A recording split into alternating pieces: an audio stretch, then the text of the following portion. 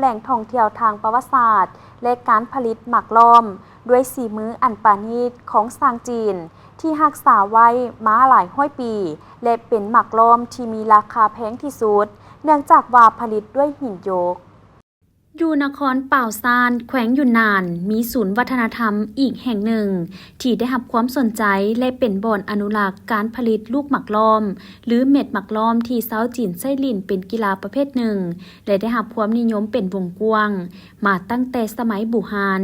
ฉะนั้นจึงเฮ็ดให้การผลิตลูกหมากล้อมได้มีการสืบทอดกันมาจนถึงปัจจุบัน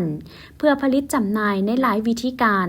แต่อยู่ที่นครป่าวซานก็คือสวนวัฒนธรรมหยงจื้อที่เป็นสวนแบบอย่างอนุรักษ์การผลิตหยงจื้อหรือหมักล้อมในภาษาลาวเป็นมรดกวัฒนธรรมนามธรรมที่สามารถจับต้องได้ระดับชาติเนื่องในโอกาสที่คณะนักข่าวโทรภาพลาวจีนได้เดินทางร่วมกิจกรรมอยู่นครป่าวซานจึงได้มาเที่ยวชมและสำรวจสวนวัฒนธรรมหมักล้อมหยงจื้อเขตหลงหยางนครป่าวซานแขวงยุนนานซึ่งเป็นแบบอย่างอันดีเด่นในการอนุรักษ์มรดกวัฒนธรรมศาสตร์ของจีนที่มีเทคนิคการผลิตเม็ดหมากล้อมด้วยหินหยกแบบพิเศษแห่งเดียวในโลกส่วนวัฒนธรรมหมากล้อมแห่งนี้มีขบวนการผลิตแบบดั้งเดิมที่เป็นเอกลักษณ์ใช้หินหยกสีแดงและหินหยกเขียวมรกตบดเป็นฝุ่นผ่านการล้อมในเตาไฟฟ้าอุณหภูมิสูงถึง 2,000 กว่าองศา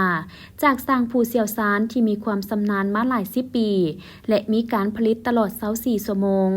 สำหรับหมากล้อมหรือหยงจื้ออยู่สถานที่แห่งนี้แม้นได้อนุรักษ์รักษาและสืบทอดมาหลายร้อยปีตั้งแต่ยุคราชวงศ์มิงและได้รับการขึ้นทะเบียนเป็นมรดกวัฒนธรรมชาติในปี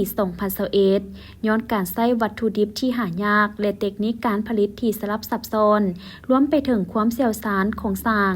ที่ผลิตออกมาอย่างปราณีตจึงเฮ็ดให้หมากล้อมหรือหยงจื้อจากสวนแห่งนี้มีมูลค่าสูงราคาเริ่มต้นตั้งแต่สุดละ 1,800 หยวนหรือประมาณ 6 ล้านกีบและมีราคาสูงสุดถึง 100,000 หยวนต่อสุดหรือประมาณ 300 ล้านกีบปัจจุบันสวนอนุรักษ์วัฒนธรรมการผลิตหมากล้อมแห่งนี้แม้นได้ผลิตส่งขายทางภายในประเทศจีนและส่งออกไปยังต่างประเทศประกอบมีประเทศญี่ปุ่นและเกาหลีที่สำคัญการพัฒนาสวนวัฒนธรรมหมากล้อมหรือหยงจื้อแห่งดังกล่าวบ่เพียงแต่ช่วยรักษามรดกวัฒนธรรมแบบดั้งเดิมไว้แต่ยังสร้างเศรษฐกิจสร้างเวทีการทำให้ชาวบ้านและดึงดูดนักท่องเที่ยวทั้งภายในและต่างประเทศเพื่อมาสัมผัสความอุดมสมบูรณ์ทางวัฒนธรรมของนครป่าวซานก็คือแขวงยุนนานตลอดมา